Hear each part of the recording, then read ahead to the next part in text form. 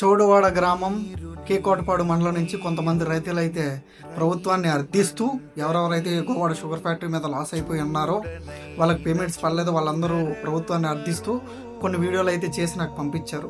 So అదైతే నేను update చేస్తాను, ఒకసారి చూడండి.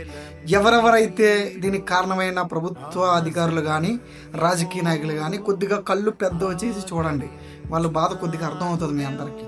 గౌడ ఫ్యాక్టరీలో నేను 35 టన్నులు తోలాను. 35 టన్నులు కానీ ఇప్పటికి వచ్చి ₹1 కూడా వేయలేదు. నెక్స్ట్ ఏంటంటే మళ్ళీ అదే విధంగా చెరుకు మళ్ళీ వేయడం జరిగింది. ఈ సంవత్సరం ఫ్యాక్టరీ కూడా రన్ చేయలేదు. ఆ చెరుకు ఏం చేయాలో తెలియక కనీసం అప్పుడు ఫ్యాక్టరీలో ఉండడం వల్ల అప్పుడు రైతులకు గానుగులు కానీ కెసలు కానీ ఉండేవి. ఇప్పుడు అవి కూడా తీసేశారు. ఇప్పుడు చెరుకు వేసి ఏం చేసుకోవాలో తెలియక చెరుకు మొత్తం ఎండిపోయింది. కానీ దాన్ని ఏం చేయాలో కూడా అర్థం కావట్లేదు. రైతులకి న్యాయం చేయాలి, ఇది ఎలాగైనా పవన్ కళ్యాణ్ చేరాలని చెప్పేసి రైతుల తరపు నుంచి మాట్లాడడం జరుగుతుంది. మా దగ్గర 130 టన్నులు ఫ్యాక్టరీకి షుగర్ ఫ్యాక్టరీ తోలాము, గోవాడ షుగర్ ఫ్యాక్టరీకి. కానీ ₹1 కూడా రాలేదండి. దగ్గర 3 లక్షల చిల్లర వస్తాయి. సార్ మీరు ఏదైనా చేసి పెడితే మాకు కొద్దిగా సాయం చేసినట్టు ఉంటుందండి, లేదంటే మా మరీ దారుణంగా అయిపోయింది మా పరిస్థితి. ఒక్కసారి ఆలోచించి మాకు ఏం చేసి పెట్టారు సార్.